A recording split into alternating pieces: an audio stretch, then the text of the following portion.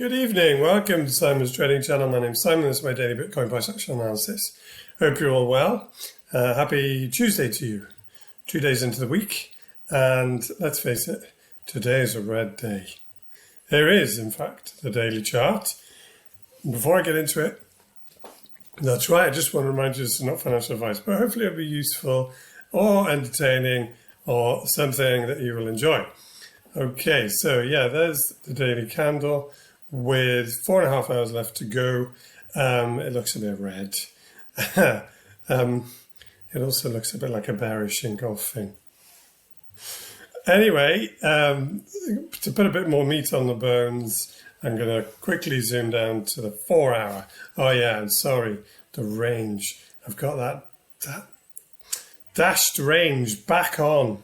It just won't go anywhere. This is getting very Groundhog Day-esque of the Valentine's range of doom that you may be able to remember me going on and on about. But yes, here we are, 4 hour chart. So this uptrend is still kind of hanging on for dear life on the 4 hour here.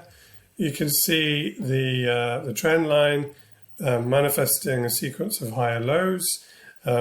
I'll explain to you what this little doodle is in a moment. But it's not going to take much more downside for that to all be negated. Now, I've also got this trend line just picking up the higher time frame trend. So that's present on the daily and indeed a weekly, as you can see there. So, but what I'm going to do now is I'm going to zoom straight from a weekly down into a 15-minute. Oh yeah, good, right. So yesterday's video, it was just flagging out up here, and I said, you know, if it starts to close back below 71 pretty much, then probably another move down, and it could do with remaining above this area to maintain the higher low trend and therefore uptrend.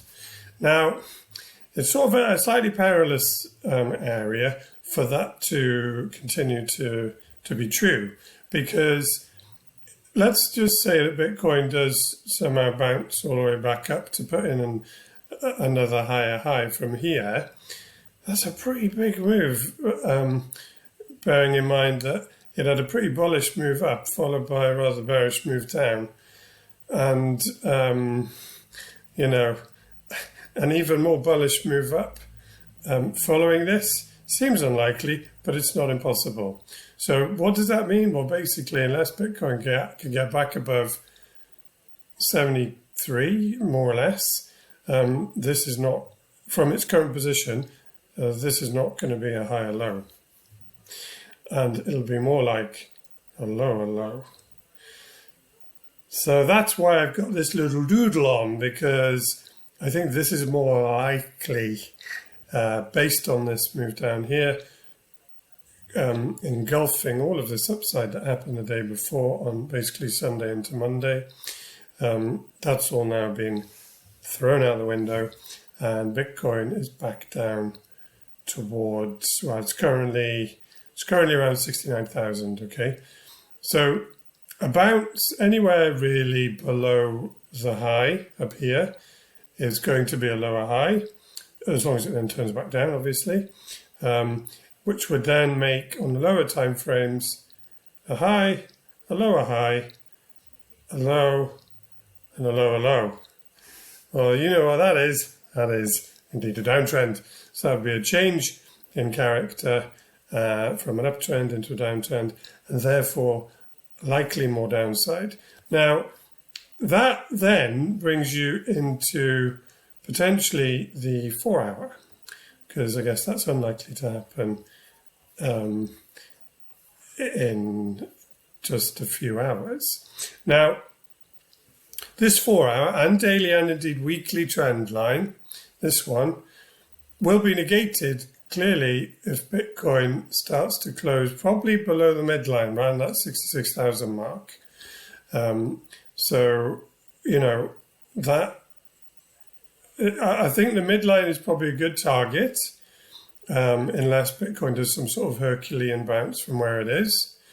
I think the midpoint is a good target, but that would also be a really good place for Bitcoin to turn back up and therefore maintain this sequence of higher lows on higher time frames. So that's some food for thought, should this continue on a downtrend from where it is now.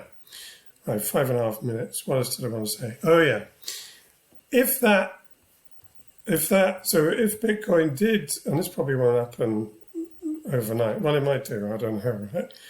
But I feel this is probably for a few videos down the line. But if this did indeed happen, so Bitcoin works its way back down, bounces a bit, breaks down, and ends up. That's got to be the worst trend line. The worst trend line I've ever written. But you get the message. If it basically secures itself back in the lower half of this range, then potentially it could do so by the end of the week, because tomorrow's Wednesday. And if it does that by the end of the week, that'll be 5 weeks within the range, which will only be 3. Why have I frozen? I froze on the screen then. That'll only be 3 weeks shy of my 8-week prediction. Now, let's just hope it doesn't happen. Let's hope Bitcoin puts in another higher low and then busts on up to the upside. Or busts on up to the upside. Oh, could do with a drink of squash. Oh, wait a minute. Got one right here. Cheers, excuse me. Okay, so 7 minutes in. I think I'll leave it for that, but just a quick recap. If I get rid of that stupid line, get rid of the stupid line, get rid of the stupid line.